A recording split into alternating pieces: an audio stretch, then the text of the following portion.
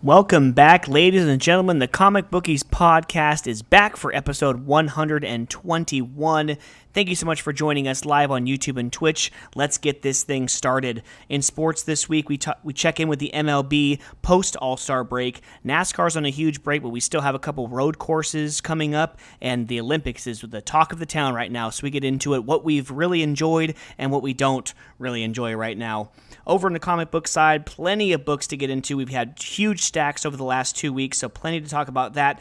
Myself and Sean talk Loki season finale and beyond. Plenty of other news, and yes, I am bringing back a segment that everyone loves and you will enjoy. So let's sit back, relax, strap in, just like Jeff Bezos in his penis shuttle. This is the Comic Bookies podcast. Let's get it, guys. Very good reference. I like that, Mr. Bezos. Yeah. His little wiener-shaped shuttle there. What's up, everybody? Live right now. Yo, what's up, peeps? We are back.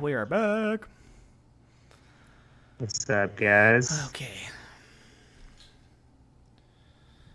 He's trying to compete so hard with Musk with Elon that he offered NASA like $2 billion to try to yeah. That guy's so weird. You see the you can't hide Lex Luthor. That was funny. Yeah. I know a supervillain's laugh when I hear one. All right, guys, we're going back live in 3, 2, and 1. And welcome back, everybody, to the Comic Bookies podcast. We took a week off last week, and we'll get into that in a few seconds after we tell you who our sponsor is. Treasure Island Comics in Fremont, California. Today, July 28th, 2021, is New Comic Book Day. So see Alex. He'll get you whatever you need, new and old, in the comic booking world, and he will start your addiction, because sure as hell we have an addiction right now. But yeah, fellas, it's been a couple weeks. It's kind of on me. I'm the one who kind of brought it up, but just to kind of recharge the batteries, give us opportunity to spend, quality time with our families, with our kids and stuff. Sean, you got a little one on the way in December. I kind of brought up the idea of taking every other week off. I start a new job next week, and I'll be working around this time every other Wednesday. So I kind of said, hey, every other Wednesday, let's take a week off, recharge the battery, and then obviously when football season starts, we'll go ahead and change that schedule around, maybe record on a Tuesday or whatever. But thanks so much for sticking with us, ladies and gentlemen. Thank you so much for all the countries. Mark, I'm sure you listened to last week. We gained 10 new countries in a week, to the Comic Bookie Passport, and I actually missed 2. I texted you guys, but everyone, you're hearing live now that within the last couple weeks, it was Jamaica and Trinidad and Tobago have also joined the Comic Bookies Podcast Passport. The CONCACAF, yeah, I like that. There you go. So, so thank you so much for the one person who's been downloading us from those 2 countries as well. But enough about me. Fellas, how have you been over the last couple weeks? I miss your faces.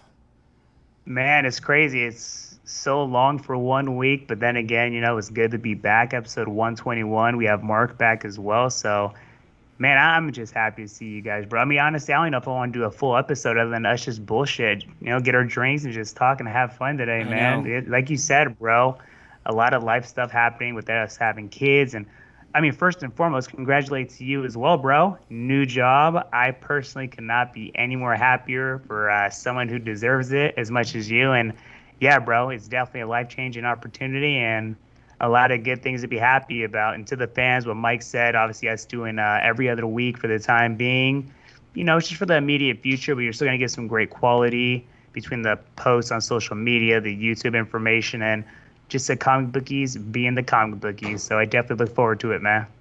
Definitely great to be back with you guys. Man, Mark, it's been like a month for Mark. Jesus. Yeah, it has. But congratulations for holding down the fort. Episode 120 was great with Jack. I got to listen to it and everything as I was on vacation and whatnot. But yeah, excited to be back.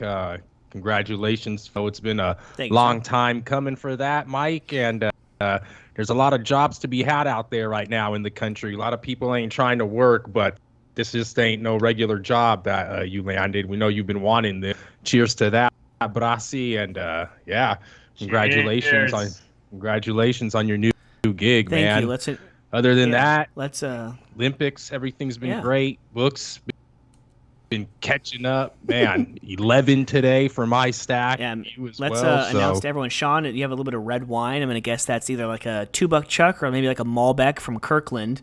Man, this is that little salt and spice, baby. Oh, okay, nice. I have the Hop Tonic Double IPA. It's actually from Morgan Territory Brewing from down the street in Tracy, California.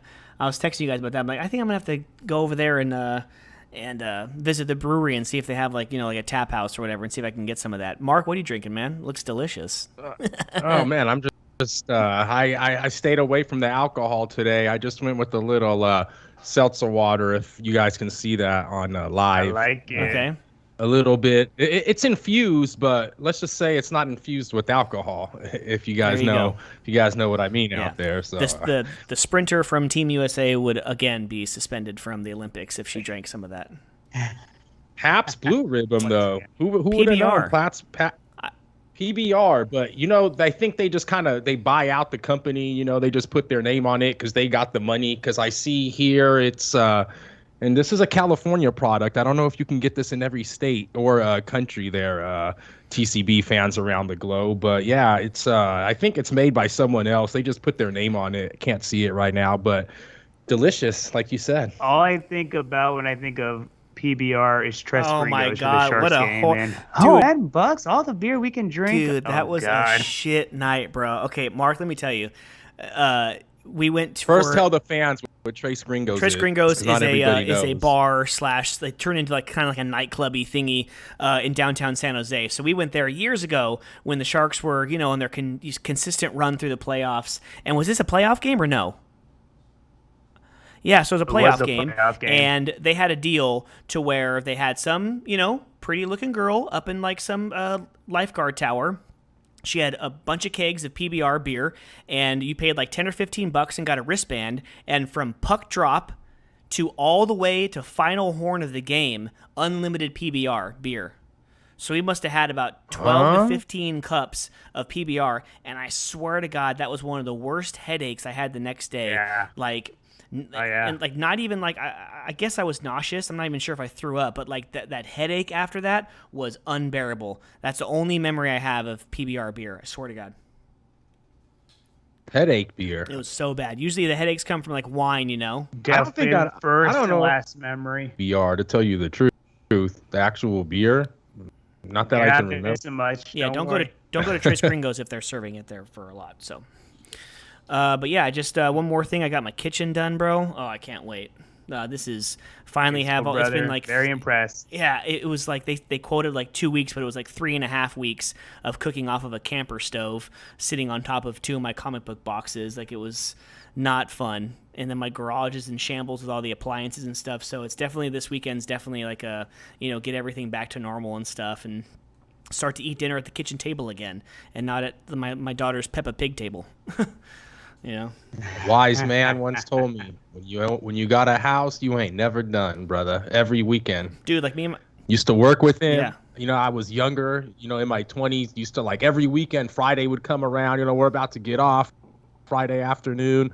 What are you about to do this weekend, man? Happy Friday, just cut around the house, bro. I gotta like pull some weeds. I'm like, and I like clean the every gutters. Weekend, every Friday, I ask him the same damn thing, and just like, he looked at me one Friday and he was like, I was like, bro, do you always do something around your damn house? And he looked at me, said, you don't have a house, do you? I'm like, no, I don't own one. He was like, exactly. He's like, just wait. He's like, you ain't never done, brother. It's every damn weekend. Yeah, dude. And you guys see my tree. So during the fall, it's even worse with all them damn leaves. I mean, cleaning gutters and shoot, like just tonight we were like cooking dinner finally on our in our oven finally, enjoying the new kitchen, everything. And what are me and my wife talking about? Oh, so when are we gonna redo the master bathroom? It's like Jesus. But then again, it coincides with what we see with these house prices. with the comps of other houses being sold in the area, you can see what you can really get just based on comps. We're gaining hundreds of thousands of dollars in equity, and then when they come and do the appraisal, they're going to see that we redid the kitchen. It comes with available solar. We redid the side yard. All these upgrades, dude. It's kind of fun.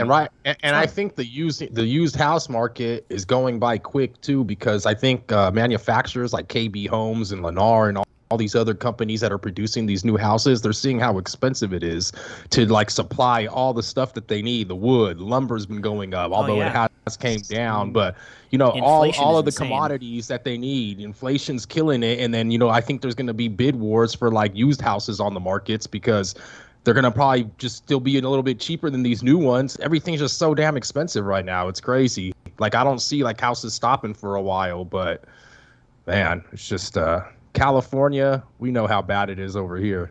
Yeah. Crazy. I mean, I really didn't realize that we had a meeting with, some of my uppers at my current job today, and the owner of the company was talking about the chip shortage. Car manufacturers are ceasing to make cars right now just because of the chip shortage. I didn't know how many chips really went into the vehicle. It's tens of thousands, and he said thousands and he per says car. Buses and stuff are damn near 500,000 chips. I was like, dude, what? Where? All these, you need 30 microchips for just one sensor. Sean, the side of your car has the sensor.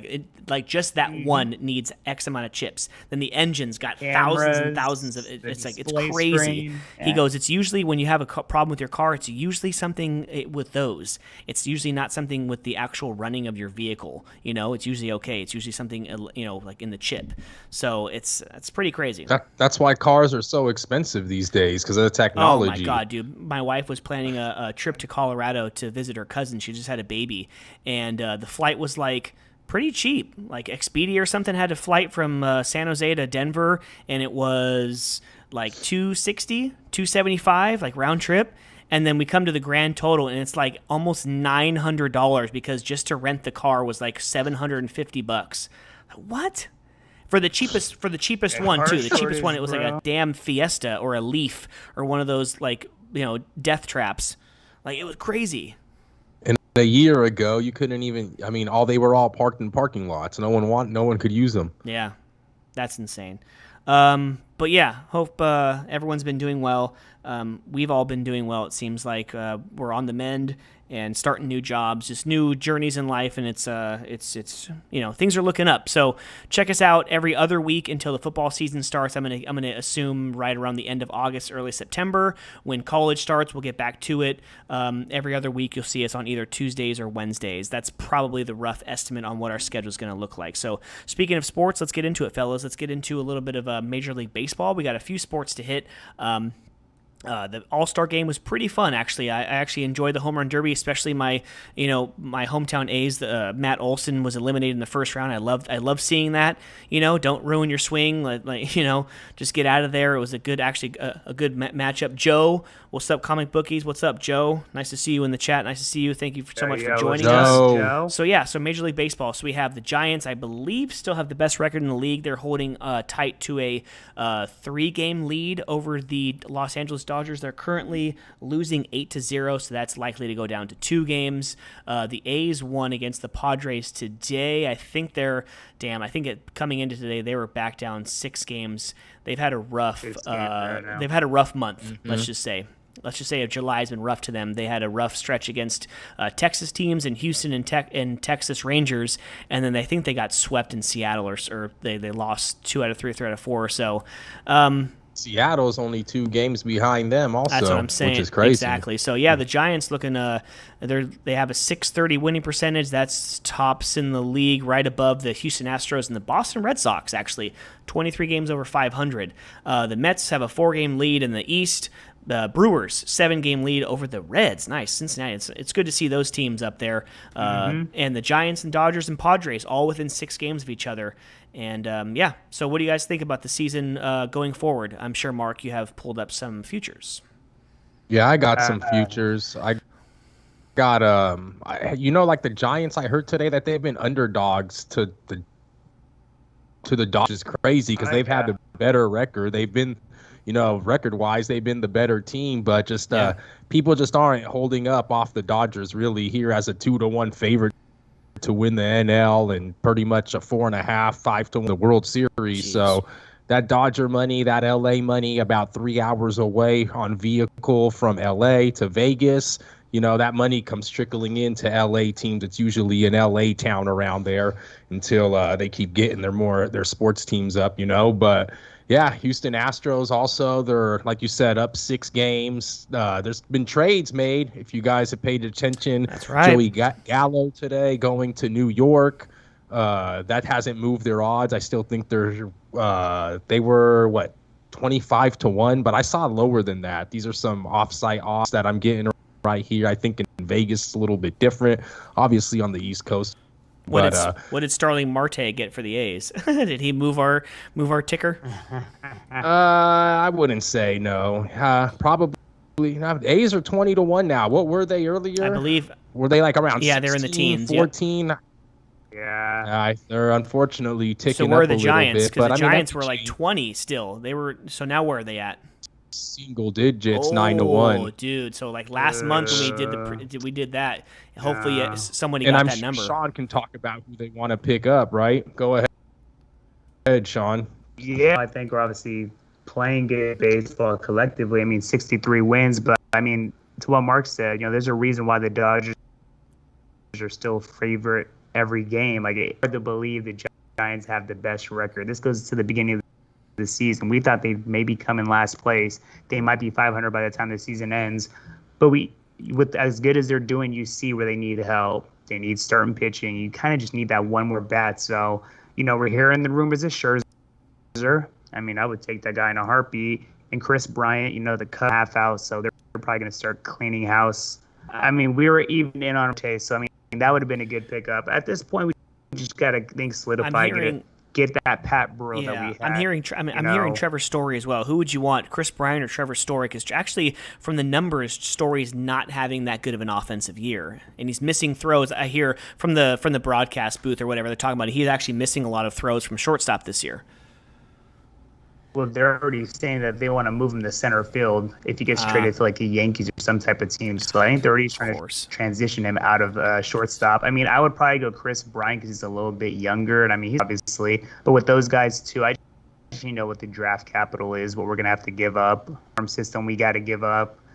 When we won those World Series, it wasn't us going getting that monster bat. We got the right bat. We got the right player. And if we can do that, find somebody, I don't have a name off the top of my head right now, I would prefer that. But then again, it's true. You get a Scherzer, you just get a dominant. That guy's going to be a damn near quality start every time. And at this point, you're 3 games, going to be 2 games up after tonight's game.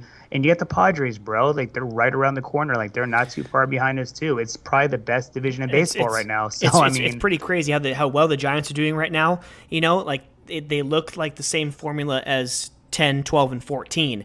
And just imagine what they're doing now. They have the good pitching, great defense, timely hitting and everything. They're scoring runs. Shoot, they have a 121 run differential right now. But then Scherzer, just imagine now you have this team right now, and now you go ahead and give me 2014 Mad Bum. Like, what the hell?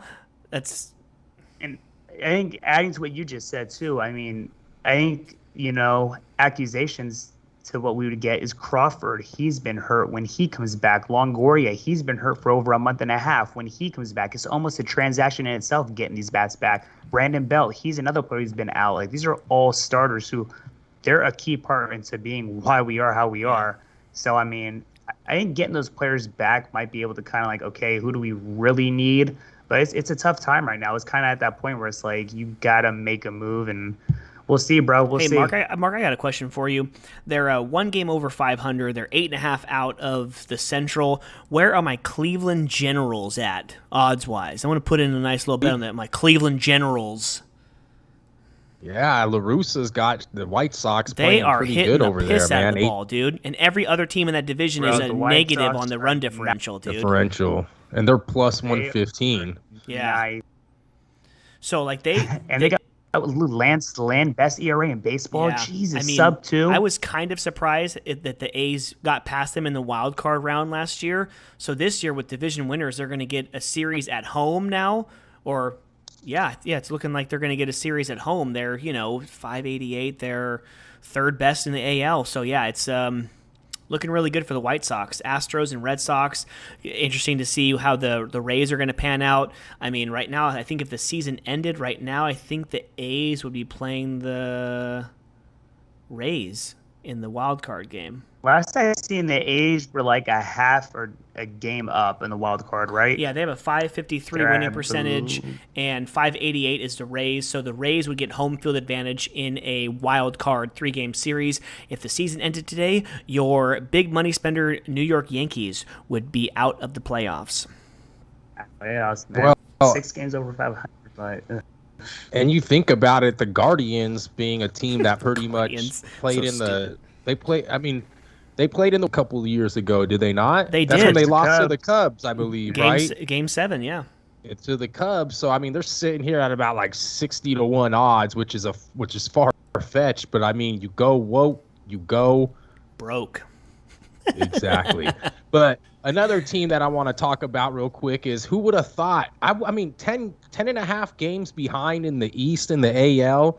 I would have thought that these Blue Jays have been a little bit more competitive, taking our Marcus Semien away from us and shortstop, picking up George Springer and as the center fielder out there from Houston. Obviously, you love to say it, Mike Guerrero. You love those numbers. He's hitting the piss out of the ball, and man, with that lineup, but I just don't know if A lot it's of pitching. close games, though, man. It's a lot of close games. You look at their runs against, it's only 415 runs, and you're seeing some teams up in the high 500s, mid 500s, and they've scored 500 runs. They're in the top 5 in runs scored in baseball, so they're just getting a lot of those oh shit losses, man. A couple of 1 and 2 run games, and that's a tough there, man. Always in that division, also, they I mean, good. They play competitively, but man, Red Sox really turning it up, I guess. What's the Red Sox? They're 8-1 right now. A little bit better odds than the Giants as well. So,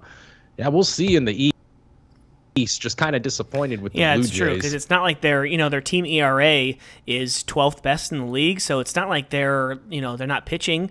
They have over 500 runs. They're giving up a lot of runs, but I mean the ERA is still just over 4. One thing I will give them credit to is I believe playing at home, if I'm not mistaken, right? Buffalo. They're playing in Buffalo, so they're not in the confines of Rogers Center or whatever the hell they play at. I forgot what it's called, that dome. I'm surprised you're saying that. You're one to always say you're a professional, do your job no matter what. You think that makes that much of a difference? I mean, a whole season away from like your hometown, I'd say could add to it. Yeah. Probably not 10 and a half games behind Worth with the talent that I feel like they have acquired. But hey, it's close team. Games. Yeah. They're just unfortunate. They're They're still a young unfortunately, team, they're bro. unfortunately in a division where you have 2 of the biggest spenders in the league, and then Tampa Bay, who have pretty much perfected what the A's have tried to do. They're actually becoming successful with such the low payroll. So Arizona is horrendous. Jesus. Oh my God. 32-71. 32 and a half games back. They pick up Mad terrible. And it's They're horrible. They're a bunch of mad bums. Anyway, so we'll get back into baseball maybe next month. But yeah, so let's check in on NASCAR real quick. Who won the last race? Kurt Busch wasn't the last winner, was he? Come on, Double-A, baby. Oh, that's right, Eric Almirola. Hell yeah! So we get Double-A. another different winner. So that was pretty cool. And now, if you're listening to this right now, we have an Olympic break for NASCAR. So we have 2 weeks off, and then we have Watkins Glen next week, and then the Indianapolis Brickyard 400 is now changed into a road course. So we have 2 road courses in a row. Only a handful of races left, I believe, until the playoffs. I'm not sure what's after Indianapolis, but I know that Daytona, the summer-fall race, that is the last race until the playoffs start. So, I mean, I'm not really. You guys even want to, mention anything like Watkins Glen? Is it Chase Elliott? He's 2 in a row, right? Yeah. 2 in a row. Yeah, and they didn't race there last year, so he probably would have We'll been see. 3. Year off. So, I mean, we'll see. It's gonna be interesting to see like Larson, because he did so good at Coda, and he was doing well at the Daytona road course until he had crashed late in the race. But I think it could be a race between those two. We'll see. They got that little ding for the engines. They were like swapping some engines or something. Yeah. Lost a bunch of points. You ain't trying. Hey, the system, right? Everyone's cheating. But yeah, I don't know, man. Got that bug ever since Larson had that horrible fate in Pocono. In Pocono. Yeah, you're right. I told you. I've been around this sport for many. So good. Once that bug bites you, it takes you a little bit back to get back on the tracks. A little bit wild to get. Yeah, I would have argued with you if because if you would have said that the next day, he finished second place the next day. When they did the whole race to see who could last longer on gas, and everything. But yeah, you're right. Hey, but thereafter, if you ain't first, if you ain't first, you're what, Mike? If you ain't first, you're last, buddy. It is, baby. So, but I think Penske's going to be decent at Watkins Glen. They usually are with Keselowski. Oh, yeah, and the huge news with Keselowski. I don't know. You guys have not covered it, right? We didn't. Yeah, if he's going to Roush Fenway, man. Going to Roush Fenway, ladies and gentlemen. Part ownership. Don't know how much is, but I hope they don't change the name to Fenway, Roush, Keselowski, Brad, and whatever. What's his Cat in the Hat and whatever. There's this crazy name, but congratulations to him. I knew it was coming. It's been a long time in the making with all these 1 year deals he's been signing with Penske. He gets to go over there, be part owner, driver. Last person to do it was Tony Stewart when he came up with Gene Haas and started his own team. We knew how they did in the beginning and how they did last year, especially with 9 wins for Harvick, and how they did last week with Double A, Eric Almirola actually winning the organization's first win for the organization. Thought it would have came from Eric Almirola and S. Smith for your fame, but congrats. That is pretty crazy because they got a win from Cole Custer last year, and then 8 wins from Kevin Harvick. So yeah, that's pretty. I thought it was 9 from Harvick. No, I think for some reason Harvick get It was 8 or 9 for sure. Because I think he got 9 and Hamlin got 6, just those 2 drivers. For some reason, I'm thinking 14. I thought it was 8 and 6. Okay, you might be right though. Okay, cool. Yeah.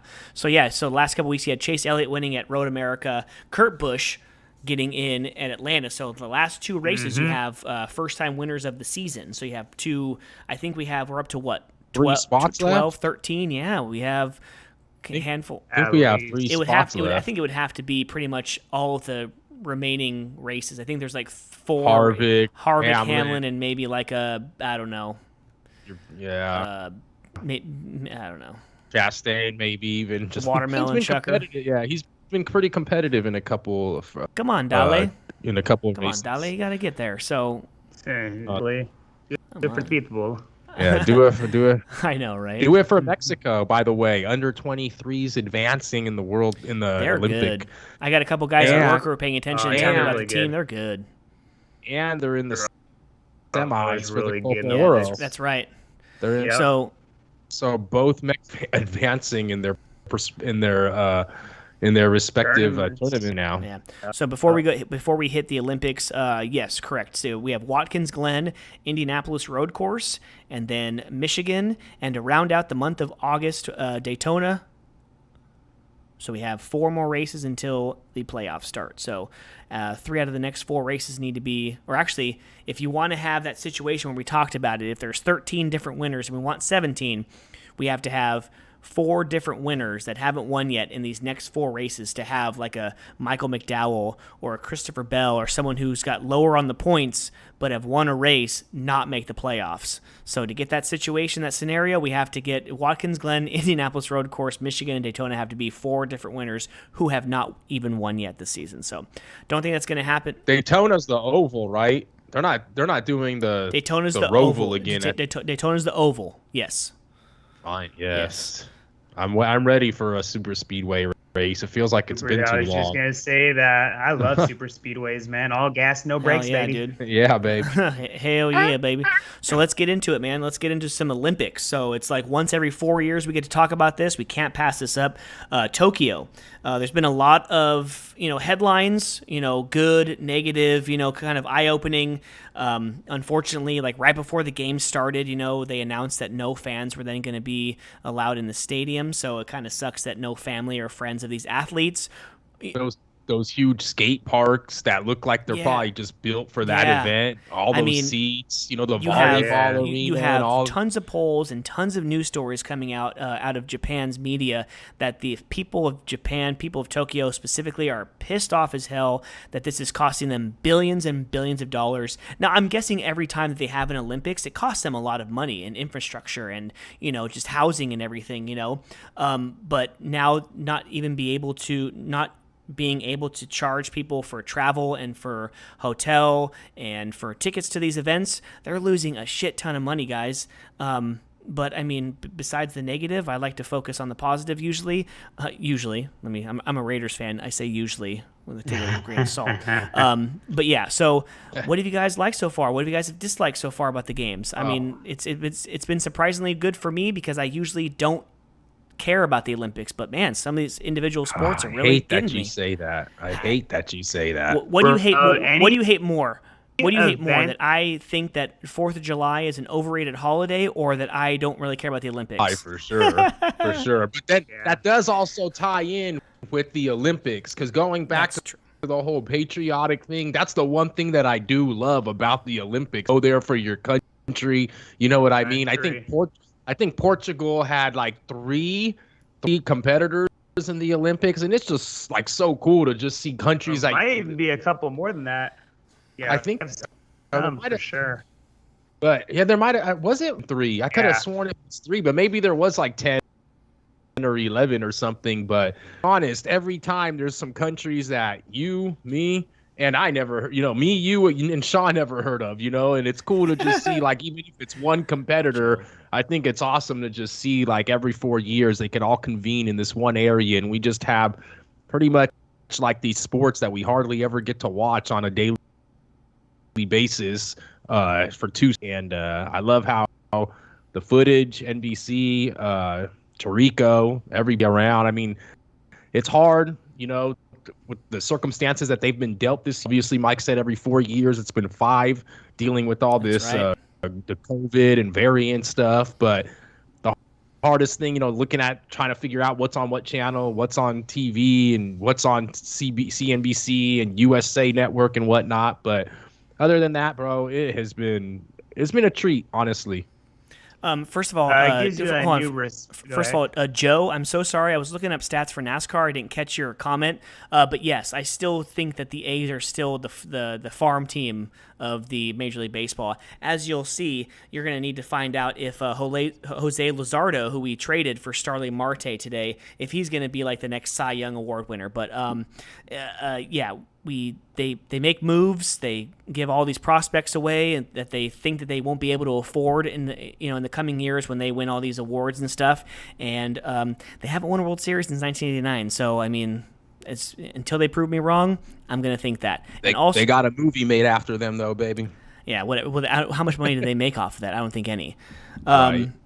Anyways, and Joe also says, guys, we have to start watching some softball, because apparently Mexico has some baddies. That's from Joe. So, and all right, I see you, Joe. I see you, Joe. I can look up the roster maybe, but I do believe that I think one of the players, I was watching the game. I think one of the players is from like Central California or somewhere around here. I think obviously there's probably so many players that probably can't cut it for like enough to play for Mexico. I don't know how big softball is in Mexico. Yeah, but I know it's pretty damn big here. Actually, there's one girl who goes to our CrossFit gym in Livermore. She's a member of Team Mexico for soccer. So yeah, she used to play professionally, I believe, in Iceland, and I think now she's back here in either the United States or in Mexico playing in one of their club teams, and she's a member of Team Mexico for women's soccer. And I've seen her for a few classes over the last couple of years, but yeah, the name escapes me. I forgot her name, but yeah, that's pretty cool. So what have you got? Well, go ahead, Sean. What have you liked, man? Sports, whatever. I think we could just all agree, bro. We respect every time the Olympics comes around, because these sports, man, it's true. We don't even think of fencing. We don't think of like women and guys volleyball, which the comic bookies have loved. Volleyball. Thompson. And there had to be a Thompson reference. I mean, that between the rowing that you brought up, Mark, the fencing, like these are Olympic events that, like, it's true. It doesn't cross my mind one time during a year, but when the Olympics comes around, I don't know what it is. You kind of just gravitate to it. I think between the patriotic aspect of it that Mark brought up, all these countries, like it's just a pure, I'm just trying to rep the best of our abilities. Like this is the best of the best in the world. So I mean, I don't know, you can't help but respect the athletes, and like whatever's on, it's not like, oh, this is dumb. Like you can't help but kind of like watch it for a little bit and just think like, damn, I don't know, man. It's been just special. Well, now having it last year and it's back on this year, man. Well, especially since USA is so good, usually every time. You know, they're usually in the top 3 in like total medals. Help a little you know, bit. like Katie Ledecky, she had currently in first place. Yeah, I mean, like Katie Ledecky, she had like her worst performance ever. And then she turns around and swims like over a mile or two or whatever in the 1,500-meter race, and then she wins another gold. You know, even with Simone Biles dropping out of the team and individual, she kind of, you know, she's doing it for herself, but like her team and she won't be winning any medals. You know, like so. There's another one. Now, granted, Team USA still won silver for the team. But like those things have happened, and we're still like tops in like the total medal count. Like it's just crazy. That's at the end of the day. That's what also brings me into it. Is like Olympics. I don't care. The thing about the Olympics is I'm going to go ahead and say it. Damn times the big. These are Japanese 13-year-old won, and a Brazilian 30. And I will say this: you're trying to tell me you can't find a better skateboarder than these 13-year-olds?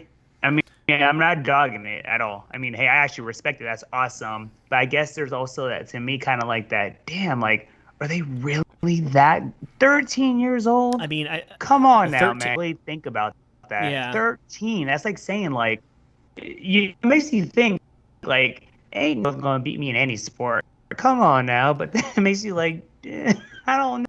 Yeah, I mean, the 13-year-old from Brazil, I think she was the one that, I think Tony Hawk or someone like shared a video of her doing like some kickflip when she was like 5 or 6, and now fast forward, she's an Olympic gold medalist or whatever. It's, silver medal, yeah, pretty crazy. So, but the thing with that is, I saw like in the men's competition, Americans that was supposed to like be really, really good. I can't remember his name right now, but the problem with them is, I mean, people. Like, they wouldn't do their first trick, but then they tried doing the same trick. They wanted to keep doing their hardest trick, and then you miss it like 3 times in a row. You're basically like giving the advantage. The other person just has to go over there and land like just 3 ollies and they win. If you fall and like obviously miss every trick, but Young, I mean, I was gonna say the Seattle Sounders ran out like a 15-year-old in a game the other day. I mean, that's pretty crazy. I don't know if they lost a player or whatever to the national team in the Copa Oro that's going on right now. But, man, how much younger are they going to get? 13-year-olds, 12-year-olds? I mean, pretty soon it's going to be like when Messi got signed at Barcelona. You're double digits, you're playing, Messi. I know, right? Hey, youngest athlete at the Olympics right now is a 12-year-old ping pong player. Jeez. And then 12 and then years the oldest old. is some lady who her first Olympics was in the Atlanta Games in 1996. 8 years. And she's like the gymnast. She's like 46 years old. The gymnast. Crazy. I saw her. She's like That was pretty she's cool, like from though. what, Uzbekistan or something, or one of those countries. And Yeah. I think did she just win her first medal too out of all those Olympics? I don't know. I know she I hope won so. one. I want to say maybe she I won. hope Hey, I hope dude. so. That'd be a I great hope freaking not. I story. hope she's won one since Atlanta. Well, no, I mean, but if she's not, then it makes it even, more worthwhile. Like Yeah. you'd think that Atlanta and London and Brazil and all those other games in Greece, that you would think that if she hadn't won all those games, she'd quit by now. But she hasn't quit, and if she won one now, that would make it just like my new job, makes the wait all much that worthwhile. The Hey, I will say this, man. I mean, it was, I think, so dope to see the Philippines win their first ever gold medal. Like, there it In is. weightlifting. first ever in weightlifting in the city, obviously, between the joy of the participant who won. And they actually looked down the history. I'm talking back to like the 1930s and earlier. No one's ever won. They only have a handful of bronze and silver. So And big ups, man. That's crazy. And the government gifted her a house and equivalent of like $600,000. That's pretty cool. And there's That's also there awesome, was man. also like a 13-year-old chick from the Philippines, nice. also, or 14 or something like There that. was a Filipino skater, and there was a Filipino American who actually represented USA who won gold in fencing. Oh, dope. Oh, really? So it was a Team USA, but she was actually the first Filipino American gold medal. That's pretty cool. I enjoy the archery. I don't know about you guys. That's Yeah. been pretty. That was I'm just pretty I'm just cool. waiting for one person to come out like in the green dress like Merida wears in Brave, the flowing red locks. I love to see guys in Speedo. So the synchronized diving, it don't get much better than that, So All right. oh, sorry. Wait, is this on? Is this not Mark, on? you like though. But in all seriousness, think about that. Think about that damn synchronized diving. Like how much you gotta practice with like your buddy, your partner, like for like hours Me and and hours. And like you would think you'd get like so sick of that damn person. Like, yeah, you get more synchron. Like it's like damn near perfect how they do it. It's pretty cool how on point they are. But And like just like 1 millisecond off is like the difference between first and like fifth, like meddling and not meddling. It's pretty crazy. But Right. Jordan Thompson, women's volleyball team, just dominant. I think the men's took care of, who were they playing? Tunisia. I was watching them today. Beach volleyball, cycling, Last night. just Water polo lost yesterday to Hungary by like 1 point. they weren't a great hungry. game. They weren't hungry enough. That was them in China and them in Hungary played a great game. They slaughtered Japan. But I've watched a little bit more of women water polo than I care to admit. But games have been competitive, man. You've watched more water polo than since when you used to go by the pool at the high school and peek through the fence and watch the. Bro, you have to give water polo some respect. You have Oh, to. they You're beat treading the water. hell out of each that other whole underwater. time? Oh, dude. Dude, it's crazy. You're swimming, you're treading water, dude. That shit's gotta be that's gotta be so damn tiring. I just look at them and I get I know, tired. right? But But counting the down one the days. What? Go ahead. I want to mention one thing about the Olympics that I think is pretty No, cool, go ahead, go though. ahead. But go ahead. I was gonna say the one thing that I do like about the Olympics is sports. They come like from the colleges that the sport, not the balls, the baseballs, but these are the sports that are always behind the scenes that us in the Bay Area have great teams when it comes to soccer, rowing, Stanford, Cal. They're damn good in a lot of these sports that go because football and basketball take the whole spotlight and whatnot. But I like to say like congratulations and like the effort that all of these, college players put in or college athletes put in, make it to this because it's mainly like college athletes really. At least Americans, right? Well, I mean, especially this year since Especially they've the all, athlete in front of the rowboat, Go ahead, Sean. right? Sorry.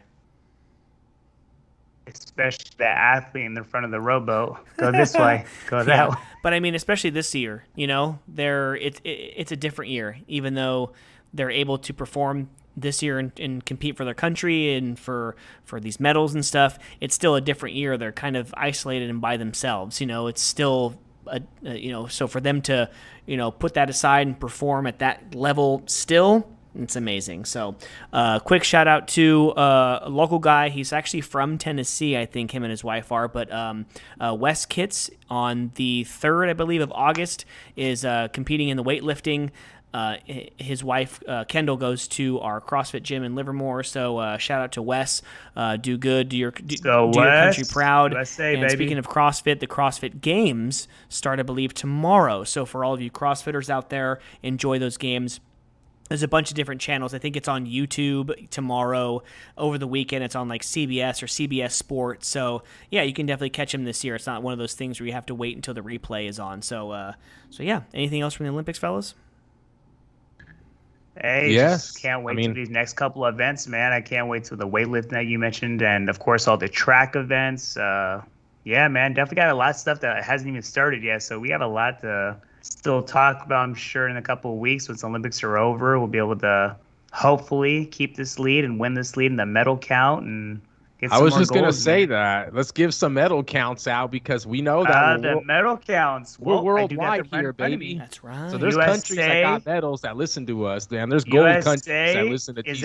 at 36 total medals. USA. China is at 29, and we have Russia at 25. In terms of gold, USA is at 13, and China is now at 14 gold. Okay. And Japan is at 13 gold.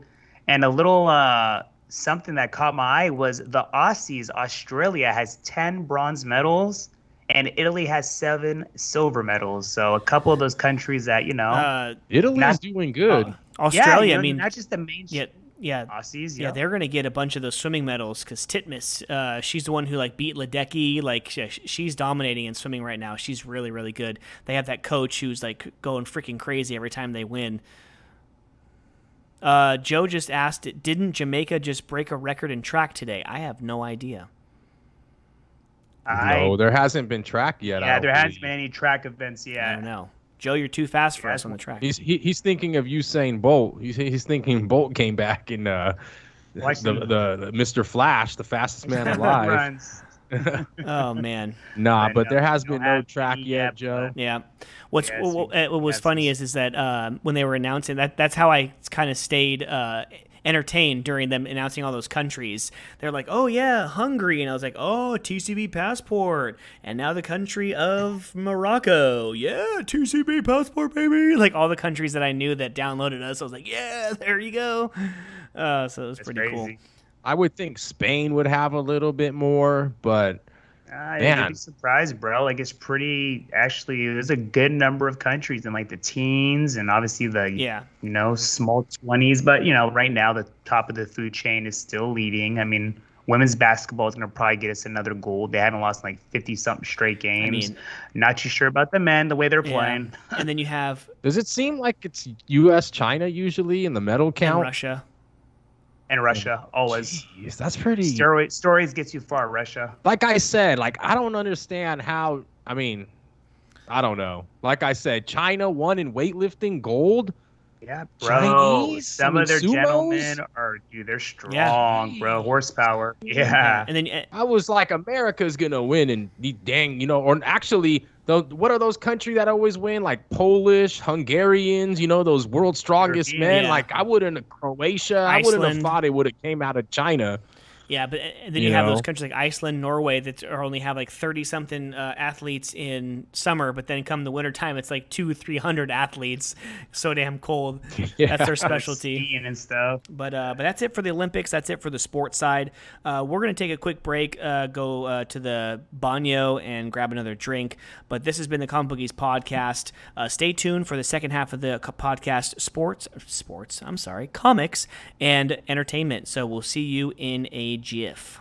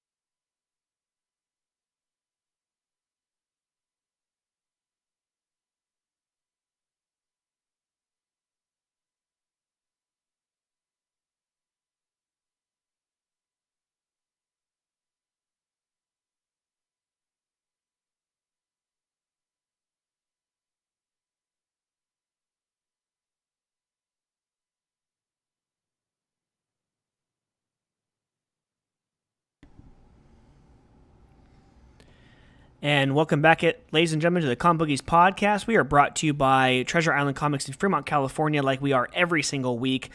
Please subscribe to our YouTube and Twitch channels. You can just search the Comic Bookies to watch all of our videos, our shorts, and live streams every single week. Follow us on social media, Facebook, Twitter, and Instagram at the Comic Bookies. Email us anytime you'd like, thecomicbookies@gmail.com. Follow us at TCBMike87, at SPowers9, at Harleen_HD. So, fellas, my underwear is soaked because I'm in this hot-ass garage, but let's keep trucking, you know? let's keep it going with the comic books. A very bad visual, bro. Yeah. Terrible visual. Well, I'm glad that you Is have it the that visual. hot over there? It's humid, huh? No, bro, it was like 103 when I pulled off the freeway, so the garage has been closed the whole day. I mean, I tried to open it up to air it out, but then once it closes, it's like, you know, Swamp Thing, you know? Aaron, what's up? You just missed sports, but, you know, join us Is for that my some boy comic books. dog? Ron? Ron. Okay, so let's get into some comic books, fellas. So 2 weeks ago, it was the last time we talked comic books, and me and Sean, like, we hardly talked about like the stuff that we read. It was mostly like with Jack and his, you know, nightlife noir. So much time to you know, talk. I have like this from like the last 2 weeks, and I have another 11 that we can talk about this week. So let's get into the books that's coming out this week. So here's a nice visual, not my soaked underwear, but here's a visual that you'd like to see. So Detective Comics 1040, Action Comics 1033, Wonder Woman 776, Strange Adventures 11, Infinite Frontier 3, and this new one, Superman Son of Kal-El #1. That was DC, by the way. Over on the Marvel side, Amazing Spider-Man 71, Daredevil 32, Wolverine 14, Fantastic Four 34, and Eternals 6.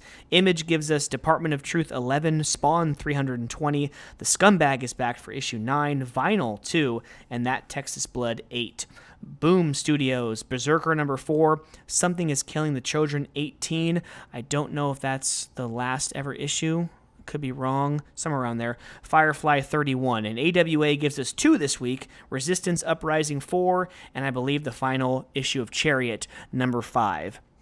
Fellas, let's start it. TCB discussion. Let's keep it quick, though, even though it's been 2 weeks. What are you excited for that came out today? What did you like over the last couple weeks? Let's give a top couple of comic books that you guys liked. I loved Bond, dude. I loved Great Bond. ending. A lot of action, bro. It was a very movie feel.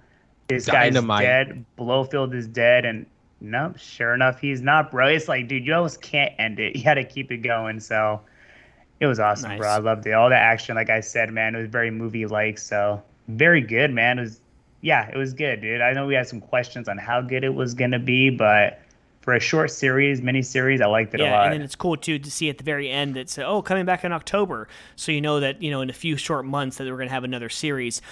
Stop Chasing Your Dreams. Thank you so much for joining us, joining the show, joining the chat. He says Beta Ray Bill is the shit. Now, me and Sean, we know Beta Ray Bill from one of the arcs in Thor. Stop Chasing Your Dreams. Does that story kind of continue from where we saw him in Thor? Like, where does that story start? Let us know in the chat. But Mark, what did you like for the last couple weeks? Oh man, I've had so much stuff. I'm probably gonna go back to last week. I actually gonna finally give The Flash a little bit of love. I did, as much as I've kind of been up and down on The Flash, I'm glad that I have stuck with the story. I'm glad that I have stuck with the character. And here we get, you know, kind of a story, bring us more back down to earth. We're not so trapped in the multiverse and whatnot. So I really like, what's his name, Mike? You mentioned it, the character or the Wally new West? Flash. No, it Wally wasn't. West. Mike said it in pre-production. Rory. Oh yeah, Mick Rory, Heatwave. Yep. Oh, that's Heatwave. Heatwave. Yeah, Oh that's yeah, Heatwave that's at the right. end. That's right. That's Yep, right. yep, That's yep. right. He got all pissed off. Yeah. Okay. Sorry. Yeah, that's Wally West. Yeah. The one that gets the job. Yeah.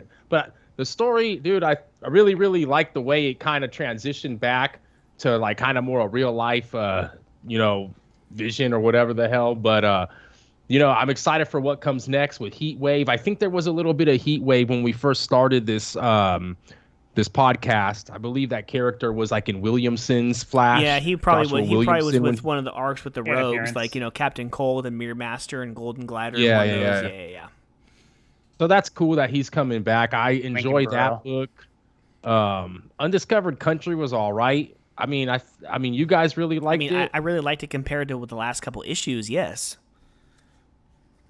Can you explain why? I think the way Mike described it was the best. The way that she was able to outsmart all these heroes, and they were talking about comic books and what heroes are, and she pretty much like, I'm going to tell you the script into what to do. I'm a villain now. You guys are going to basically kill each other, and she kind of just outsmarted them. Yeah, I like that, man. That was pretty awesome. She didn't think that she had what it took to overcome. Like this world that they're in is all about creativity and like creating things. So she was like, wait a minute, like when I was little, I used to like read this comic book, right? Or I used to make it up and stuff. And then all of a sudden she makes up her character like, oh, I have mind control. What? You have mind control? And these characters, they have the incessant need to like be the characters from the comic books. So it's like, no, mind control, I can't stop it. You know what I'm saying? Like they have to play out their comic or whatever. So when you have a villain that makes them kill all one another, that's pretty cool. So I thoroughly enjoyed it more than the last couple issues.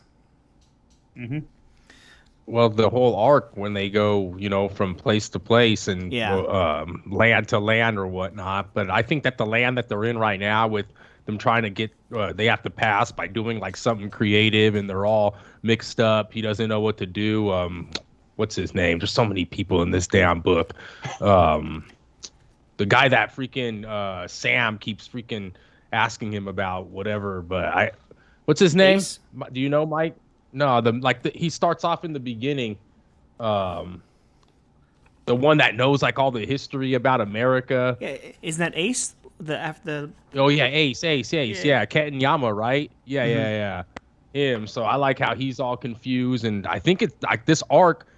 It kind of seems to me like a lot of arcs are being based around a single individual, and this one's like kind of like his arc, or like back a couple arcs ago, it was like the main guy that what's his name that has a sister, General Graves or whatever. Yeah, it was both of those. Yeah.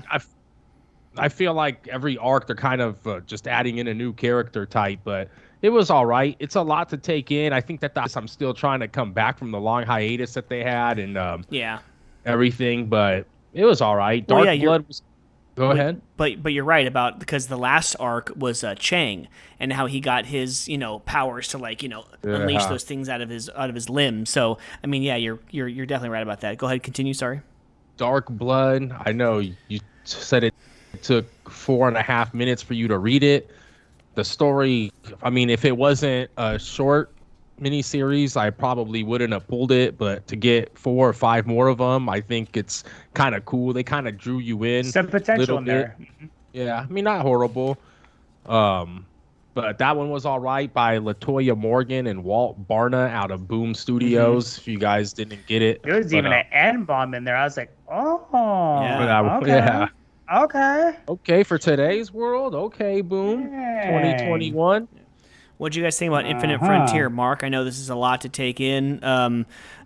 Issue number 2 from last week. What did you think about that one? I mean, there's Infinite Frontier. I don't think I picked it up. Oh, no way. I don't think you know what? I think I'm off the IF. I just think it might be too much. Not just that. If we had a different writer on it, I don't know, man. I haven't, as much as, DC's giving Williamson a lot of love, and he's one of the first writers I started reading when we started this podcast, and I was reintroduced to this whole comic book world again. Mm-hmm.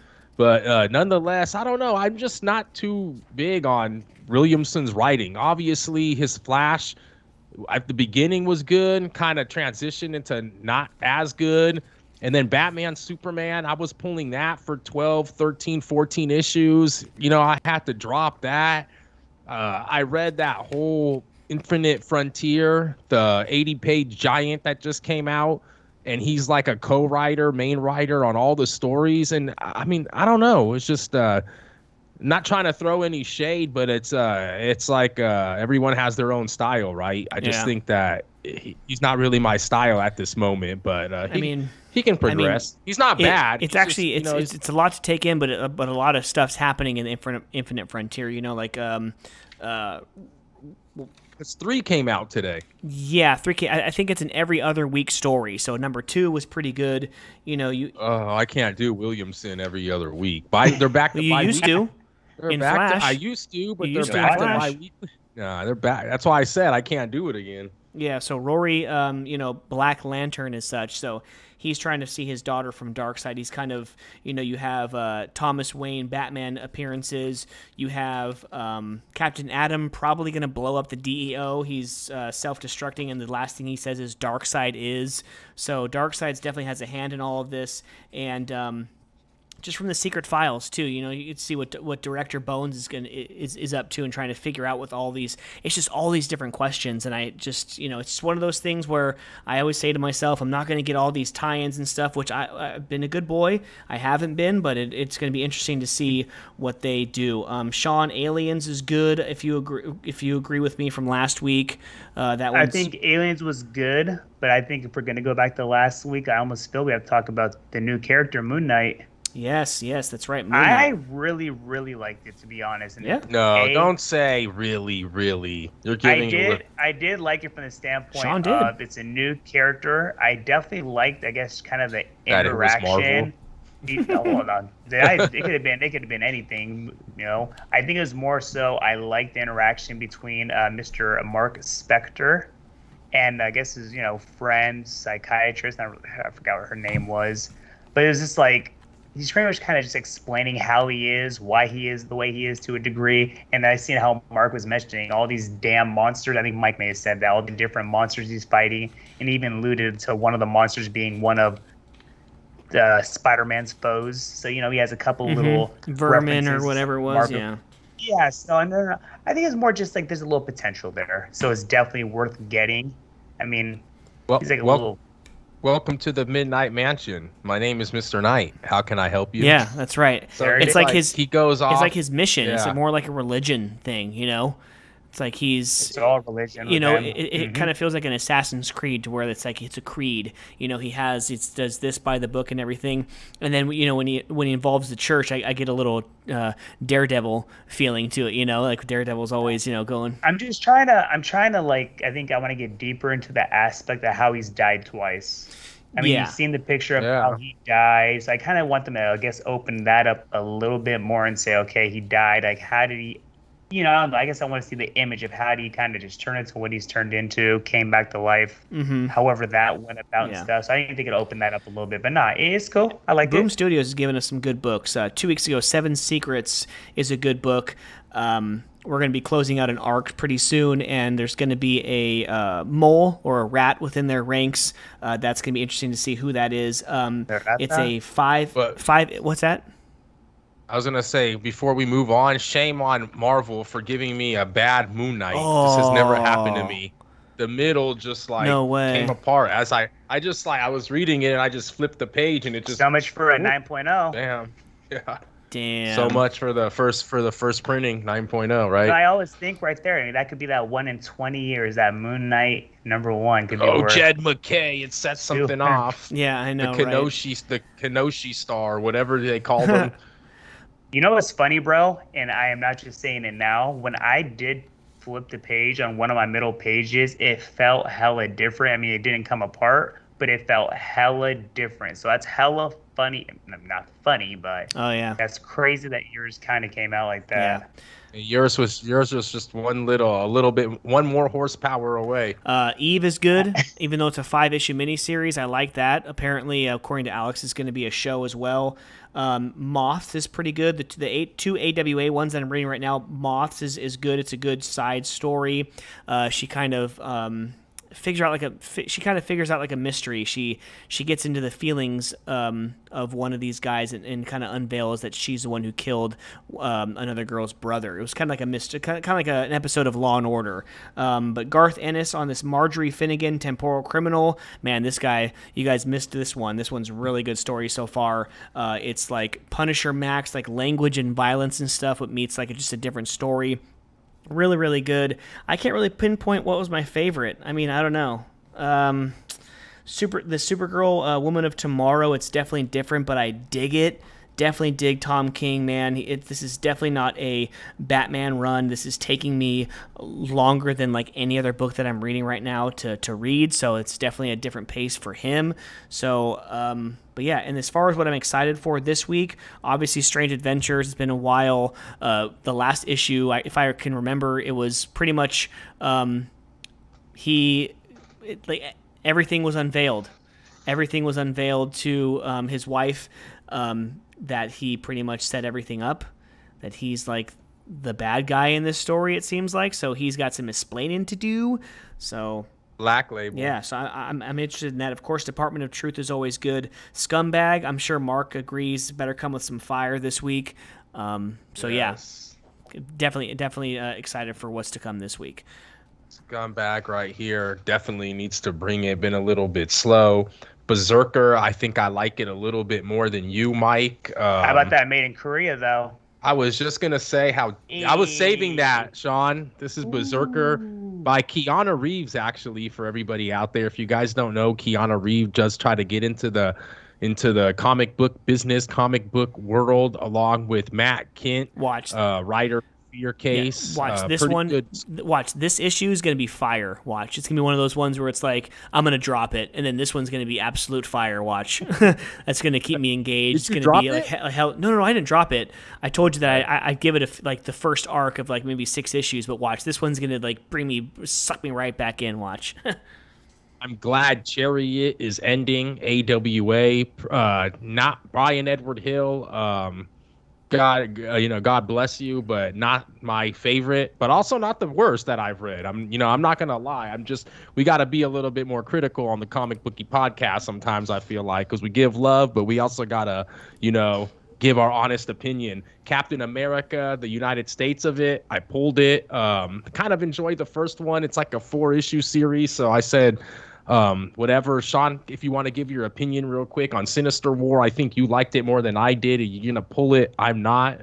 Kind of confusing. I'm definitely going to pull it. Oh, yeah, I definitely pull it for sure. I thought it was cool. It's my only Spider-Man story. Yeah, but, Miles Morales, so I think, you found the one that you kind of like. This is my first Spider-Man story, and it has all, the original villains, so, no, it's definitely worth pulling. Doc. This one is one, speaking of dropping, thinking about if this one, which is funny because I noticed today on the shelves at Treasure Island Comics, the sponsor of this podcast, I noticed on the shelves that he did not have the new this week, That Texas Blood. And I asked him what's going on with that, and he said it doesn't sell. I was like, that's funny that you say that, because I don't think that the whole name of the book, That Texas Blood, and the way that the first couple issues, the first arc started off with to what it is now after the long hiatus, kind of like a undiscovered country to me, coming off the long hiatus and getting into like a whole different part of the story.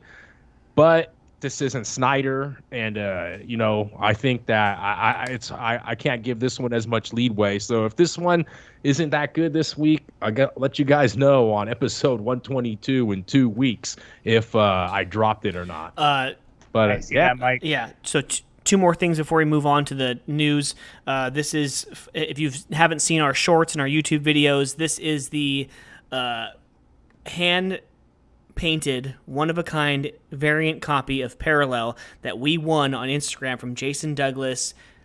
Pretty sweet. There's the certificate of authenticity as well. So this is sitting up in the Batcave as we speak. It's not going anywhere. We love it. Again, thank you so much to Jason Douglas and Source Point Press. And 2, we have a question.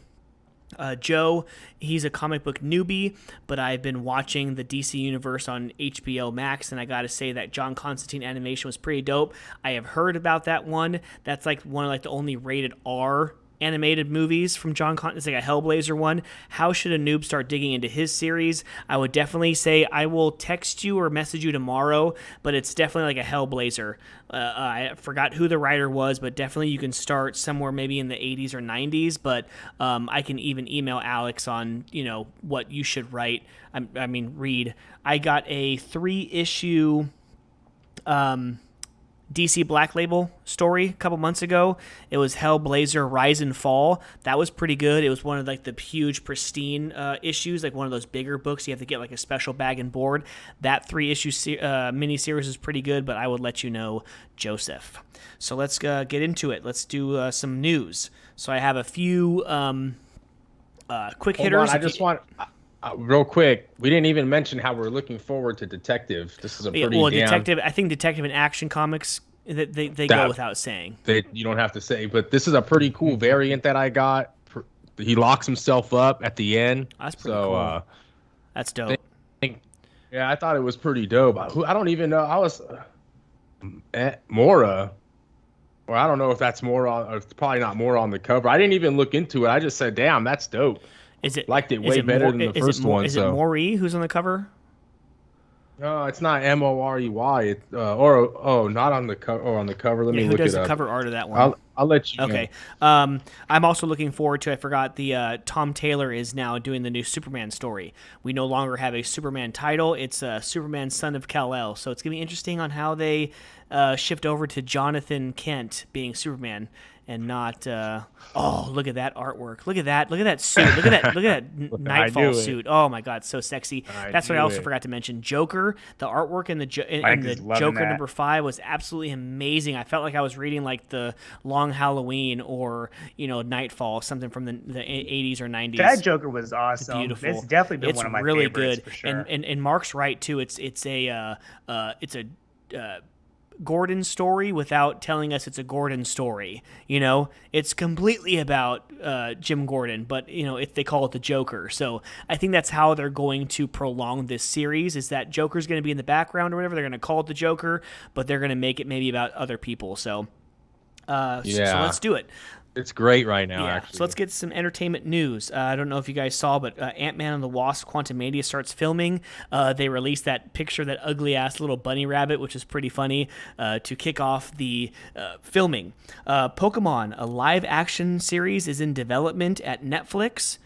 Hello, I definitely watched the show. I didn't have a lot of the Pokemon cards, but you know what? I would add it to my queue on Netflix to watch it at some point before I'm 40.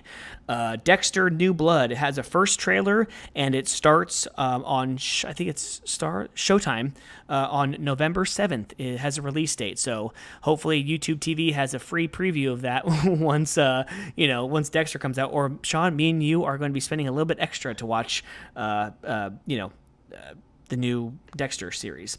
Leslie Grace. I forgot to write down where else she's from, but Leslie Grace is in as Barbara Gordon Batgirl for her movie. So that's pretty cool. They actually casted her. Victoria Cartagena from Gotham. She was Renee Montoya in Gotham. She has been cast for the same character in Batwoman.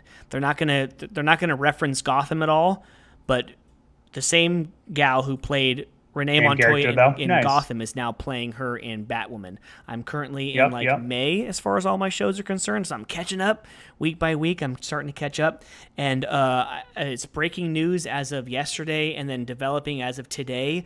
But Bob Odenkirk, a.k.a. Saul Goodman from Better Call Saul and, Breaking Bad, he was hospitalized after collapsing on set of Better Call Saul. My wife just sent me an article. It was a heart-related issue. Yeah. So I don't know if it was a little palpitations or a myocardial infarction, a.k.a. a heart attack. So Godspeed and, recovery to him, definitely. And then finally, I don't know if you guys have any quick hitters before we get into Loki. I got two. Go ahead, Sean. If you don't mind, sir. Of course. There is actually another Predator movie coming out, and they've already given the theme. It is going to be an origin story, which I actually kind of like. See what the name of it is called? I didn't see the name. What is Skull. That's what I saw. I saw that. I saw like that. it. What else?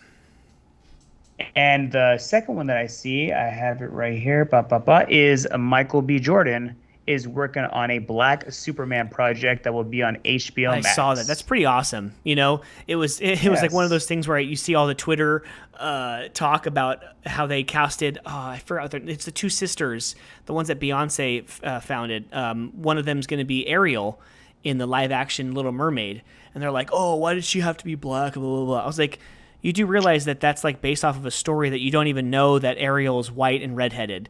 Like that's just how they made the cartoon. Mm-hmm. So stop freaking complaining and stop. Like if it's gonna be if she's a good actress and the performance is great, like shut the hell up. Like I hate seeing those comments. It's like if it's a good story, who the hell cares? What color? Pink, polka dot, black, white, brown, yellow? Who gives a shit? If the story's good, if the acting's great, who gives a rat's ass? Like it's. Are they gonna make her hair red? I don't know if they're gonna make her hair red. I don't know if they have because they announced her as Ariel like right when COVID hit. So I'm not even sure if they're even filming. But I mean, if they put somewhat of a wig on her, I don't think they would. I don't think they would try to make it like make her look too much like the cartoonish Ariel, right? Mm-hmm. So. I don't know, but Sean, continue, please. Sorry, I kind of got off on my soapbox there. No, those are just only the two new shows and movies between the Black Superman project and of course the new Predator movie. So not two quick little hitters. Yeah. So and then we have Suicide Squad coming up. We got a lot of good reviews, and the Jungle Cruise is out this weekend. So if you guys want to pay the $30 to get Jungle Cruise or go to the theaters, definitely check that out. I heard Suicide Squad's just like, dude, just go there and have fun. Don't expect anything. Don't get too attached to a lot of these characters because there's going to be a shit ton of deaths from these characters. So well, the early reviews, bro, I'm seeing. I mean, I know we don't like Rotten Tomatoes, and it's actually not from Rotten Tomatoes, but I'm seeing that it's actually like it's going to be pretty freaking good, actually. So anything was better than the first one. We can agree with that. I would think so. But, yeah, and I like that. And it's James Gunn. He turned the Guardians of the Galaxy into some people's one of their favorite MCU movies. A lot of people are going to say that Guardians of the Galaxy 1 was on their Mount Rushmore of all these 20-something movies. Squiggles. Thank you for joining us in the chat. Welcome. Please subscribe to the YouTube page, or to the YouTube and Twitch pages. Thank you. Joe, yes, Titans Season 3 coming soon. We did not mention it, but me and Sean love that series. It's like... I just started it recently, bro. It's hella good. Oh, you're not caught up yet? Oh, caught up, bro. I mean, dude, behold the movies and shows I watch while I'm working. I mean, I'm finishing season 1 right now. I mean, give me time. Keep that under wraps. Okay. I know, right? You don't want anybody listening right now. Hey, I work better that way, though. My boss There you go. That. As long as you get that work done. But yes, Joe Titans, love that show. I mean, just that first episode with Robin, dragging the guy's face along the brick and then breaking the car window and dragging it along that broken glass. Just, oh my God, the violence and the cussing and everything. It just makes it like it's for us, It's for us. That was the first episode? Yes. That was season 1? First episode, season 1, like first 15 minutes. Bro.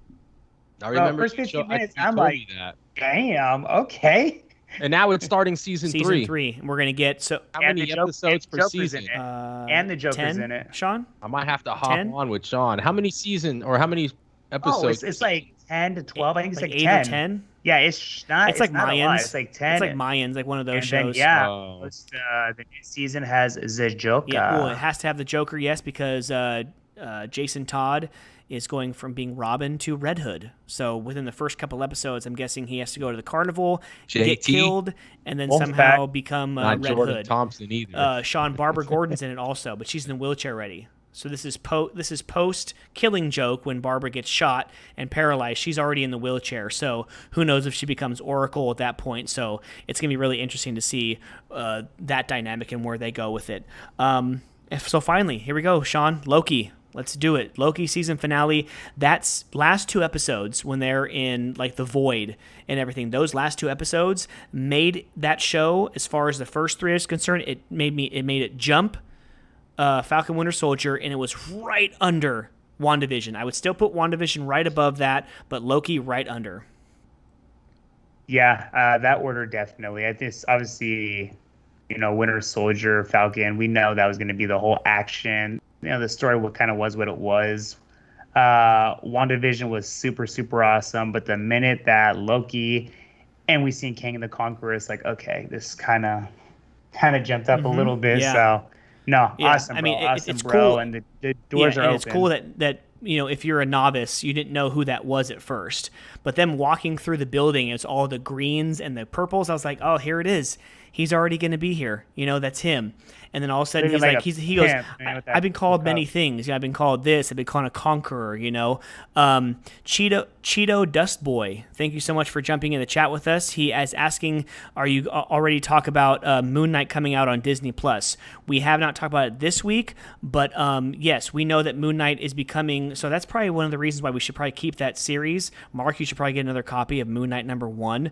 But get another copy, bro. yeah, I'm telling you, bro. I get he has them there at Treasure Island Commons, but I actually have a tidbit for after you guys talk about Loki on the new Moon Knight series coming out for Marvel. Yes. So okay, go ahead. yeah, but we know that what's his name? Poe. I forgot his name, but Poe Dameron from the Star Wars, the new Star Wars movies. We know that he's playing Moon Knight. Yeah. So Who? His name I forgot his name. I think he's Latin American, and his name in Star Wars is Poe. Yeah. That the main guy. In the main guy who meets what's his name? Oh my god, I can't believe I'm blanking on this. Oh, I'm Poe actor. I got it right here. It is Oscar Isaac. Yes, it is. He's the fire. Yes. He's Poe Dameron. Yes. Yeah. Oscar Isaac is playing Moon Knight. Yes. Yeah. Exactly. He's Cheeto Dust Boy says Oscar something. Well, since we're on that topic anyway, go ahead. Right We'll quick, go ahead. Yeah, we'll go and time out from might as Loki. well, Go ahead. If you already say who's going to be playing Moon Knight, then I got to let you know who's going to be playing Anton Morgat, a.k.a. Midnight Man, the villain in the series. So we see they got Midnight the Man at the end of issue 1. That's who we see at the end of issue. Oh no, wait, hold on. Is that who we see? That was. No, it isn't. It isn't. It's Hunter. That was the black dude, the doctor. Yeah. What does he call himself again? He calls himself. I don't think he said Midnight Man. Hunter's Moon. Hunter's Moon. Yes. So go ahead. Anyway, Sorry, go ahead. so maybe I should get a #1 again, my ripped one. But no, it's right here. It's gonna be a French actor, Gaspard Ulliel, from Hannibal Rising, Twice Upon a Time, and he'll be playing Mogart, Anton Mogart in the series. He first appeared. Moon Knight did. He first appears in his own series, Moon Knight, in 1981, Midnight or Moon Knight 3, where the costume connoisseur and thief strikes around midnight. So I've seen this guy before. Yeah, he's the lead actor in the movie. I've seen him before. That might have to be one of these Marvel shows that I hop on for now. Now that I got #1. Jesus, you know how many movies and TV shows are going to come out before Moon Knight? Christ, Mark. Now I got to convince my wife to get, or she'll probably want it for the damn kid, but Disney Plus. I mean, I don't watch them. I don't have Disney Plus. I haven't subscribed to it yet. I know you're probably like, oh my god, but I'm not the whole like Marvel guys like you guys. That's the title of episode 121 is oh my god, Mark. That's it. I'm already putting it in. Lock it in. It might need to be. But yeah, you guys kill me obviously on the streaming game. So Sean, but yeah, I love to hear you guys banter about Sean, it, right? Loki, amazing. I thought that Kang was going to be, because it was confirmed that he was going to be Kang the Conqueror in Ant-Man and the Wasp: Quantumania. So I thought he was going to make his first appearance there, or in maybe Doctor Strange Multiverse of Madness. So this now opens the gates for that, the WandaVision, the Doctor Strange. Now it's like, you see all those branches, in the timeline. It's like, oh, there's where the other Spider-Man come in. There's where your Fantastic Four and your Blade and your X-Men. There's where everything is. It just opens up Pandora's box and the opportunity to have everything and open up Phase 4 with whatever the hell they want. Well, I seen a quote that Kang is going to be this phase's Thanos. And when you see, like, I mean, I'll be honest, I'm not really too familiar with the character. Obviously, you heard of him, but I've never kind of seen him in anything ever before. Yeah. So kind of just to see the way he kind of carries himself with just like that smirk, kind of like the way he puts the words together and kind of has that I'm kind of actually the good one of all the variants. You don't want to meet them. And of course, he gets stabbed, and he kind of has the "I'll see you soon," aka "good luck." It's like, okay, this boy gonna be something. Like you thought, like he explained like what he does and how he controls everything. That's what makes him dangerous. Yes. So when he says that he's like actually the good one, you should meet my other guys, like the other variants and stuff. So you kill him, and now here it comes. And then of course Loki goes back to the TVA. He tries to get with Owen Wilson with Mobius, and he's like, "Hey, we have to do this." He goes, well, what department are you from? Like, who are you? Like, let's do this or whatever. Has no idea who he is. And then you see the statue is now, it's not the timekeepers, it's now Kang. So, oh my God, it's already set in motion. And then, of course, cool that the end credit scene is, Loki will return in season 2. So that's pretty cool. And Joe, Renslayer about to be the bottom. I mean, dude, who knows where she went? Where did Renslayer go?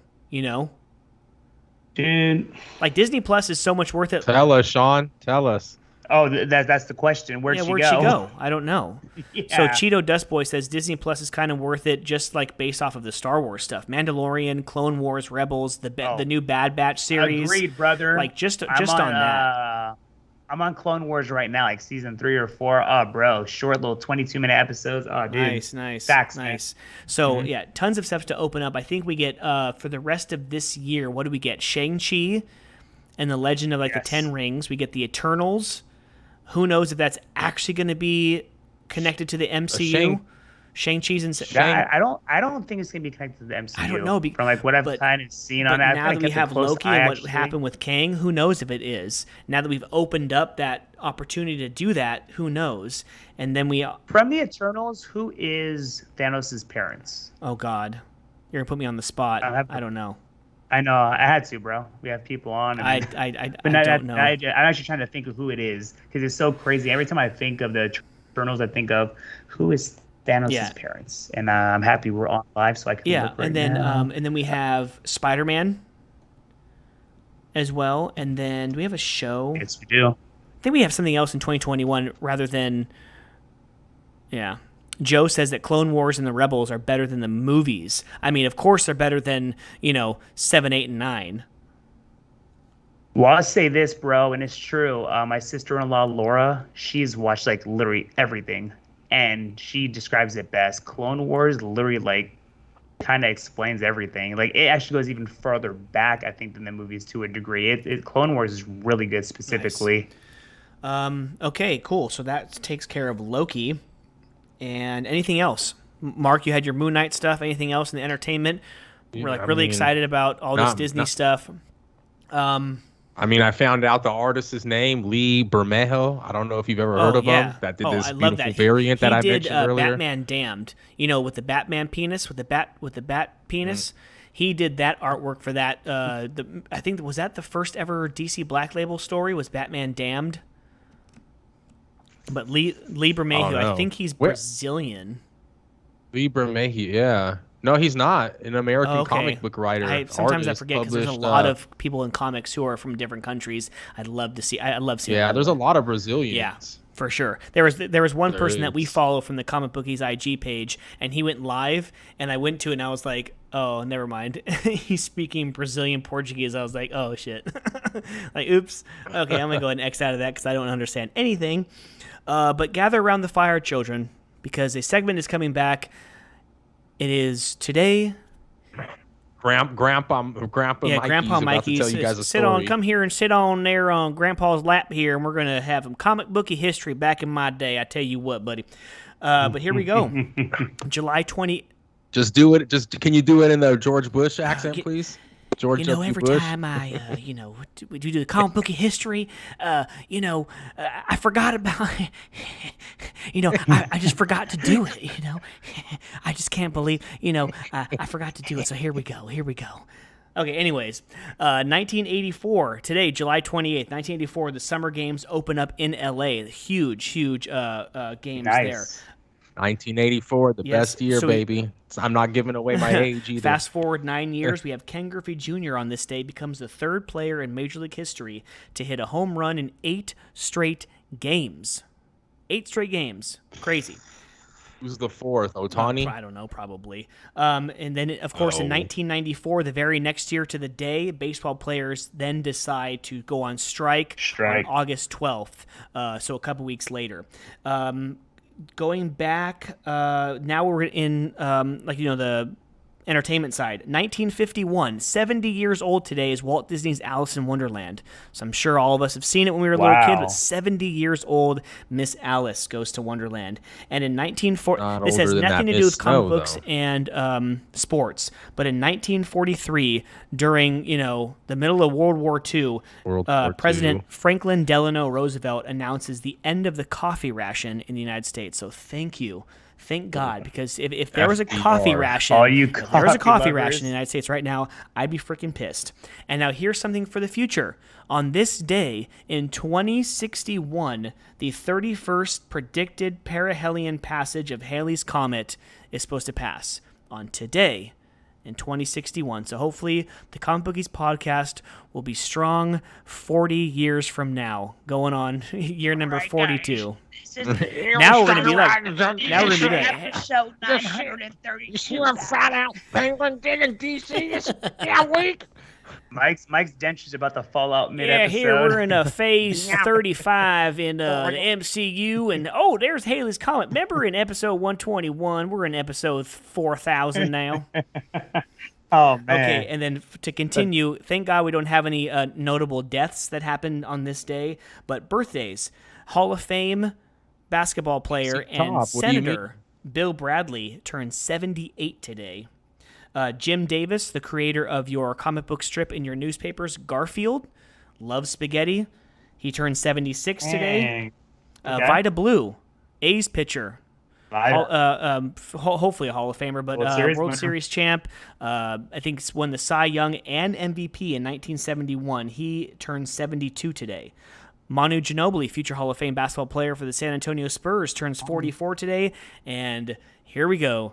Who turns 31 years old today? But Soulja Boy, tell him, Mr. Soulja Boy, rapper, turns 31 years old, and that, ladies and gentlemen, dude, that stanky leg. Hottest rapper in the game, baby. And that, ladies and gentlemen, is today in Comic Bookies history. So thank you so much. But if that's it for sports, comics, and history lesson, that has been episode 121 for the Comic Bookies podcast. It has been a pleasure to go live on YouTube and Twitch. I hope you guys are drinking a little bit with us right now. If you are listening to us when we release the episode on Saturday, please do not be doing this and drinking. But it was a pleasure to come back after 2 weeks. It felt like damn near 2 months, but send us away from 121, fellas. Great episode, guys. Episode 121, super fun. Yeah, bro, missing a week. It feels like a month, but it is good to be back. All the people that joined us, we appreciate you guys so much. Keep interacting with us. That's a big part of our episodes week in and week out. And we just, we love it. We appreciate it. Again, congratulations to Mike, your new job. That's obviously something we love. But there is more to the podcast, our personal lives, just like all you guys. So, again, just I think the appreciation for life and this life change for Mike. Mark, obviously, being back. We're happy he's here. I got a child on the way, and it's, it makes me appreciate this podcast that much more. So to cheers, Mike's already drinking, but cheers to many, many, many more episodes and all the great, content that we have between the comic books that we're able to have from our sponsor, Treasure Island Comics in Fremont, California. And of course, all the sports, Team USA, all the way. Let's keep kicking ass in the Olympics, baby. Jeez, I thought you was gonna start busting a rhyme. I thought I was gonna have to start beatboxing like Soulja Boy right there, man. Sweaty. Yeah. I'm just sweaty. USA all the way, all day. Let's play. Nah, but in all seriousness, glad Olympics are actually running with everything that's been going on all over the world. I hope that everybody can stay safe. I hope that the athletes out there and everybody, all the camera crews, networking and all the refs and just all that goes into these games. Hope that you guys stay safe out there in Tokyo. If there's any listeners listening to 121, we love you guys. So, yeah, man, glad to be back. Glad to be, talking to my brothers again. Glad to have people show up on live and just interact with us. As always, guys, share it with your mother, share it with your brother, share it with your sister. And your auntie. And your auntie, at the Comic Bookies on Twitter always, and at the Comic Bookies on Instagram for everybody that likes to do it for the gram. Facebook, you can pretty much find us everywhere, anywhere podcasts are downloaded. And thank you guys. You guys stay safe out there. Enjoy 121 when it comes out. Enjoy these Olympics. And you already know I'm going to say it later. Well, gentlemen, it's been a pleasure to come back with you guys. Thank you so much for all the people who I don't really see in the chat. Hopefully you guys subscribe to YouTube and Twitch and to the podcast as well. Cheeto Dust Boy, Stop Chasing Your Dreams. Of course, Joe. Yes. Joe, we love you. I'm going to quote you later. Say, you, like Soulja Boy. Tell him. But actually, a somber moment to end the podcast. A band that got me into heavy metal and like metal, 15 years ago, I listened to Lamb of God, but Slipknot was like one of the bands that really got me into that genre of music. Joey Jordison, one of the co-founders of Slipknot, the drummer, he died at 46 years old. My brother was texting us that he had a form of MS, so, not good. His family said that he died peacefully in his sleep. And also, Dusty Hill, the bearded bassist with American blues rock band ZZ Top, has died either yesterday or today at age 72. And then Sean, please tell us, what was his name again, who died today, who gave us the famous infomercial, Set It and Forget It. Ron Popeil. Yeah. I don't even know how to spell it. Popeil, I think, but he is a famous Set It and Forget It guy. So Tell us how much grease was rolling down the chicken. Hey, about that much grease that led to over $1 billion. right? Yeah. Wow. So I mean, Hey. when you want to talk, That's because go ahead. back then there was no, that's you ordered stuff on infomercials. There was no Amazon. You just stay at home and watch TV. Oh, honey, look at this thing on TV. You said it. Look, That's what when was that? The 80s? no, that was the 90s and 2000s. 90s. Oh. Yeah, for sure. Yeah. So anyway, so when you want to say in Hollywood or in music or TV or whatever, you want to say, deaths come in threes. Hell, that took less than 24 hours to do. So hopefully no other ones. But thank you so much for joining us for 121. For Sean, for Mark, this is Mike. We will see you, like we mentioned earlier in the podcast, we will see you in 2 weeks for episode 122. So as I always say, enjoy the sports, enjoy the comics, and enjoy each other. I'm going to quote Joe in the chat. You. Peace. And always enjoy each other. Because it don't matter if you in your 40s like Mr. Slipknot. You don't matter if you the guy cooking the chicken or if you was ZZ Top's band member, man, at 70 years old. You got to cherish life every day and cherish your loved ones and everybody in the world. So thank you guys, TCB fans globally and in America. We love you. Peace.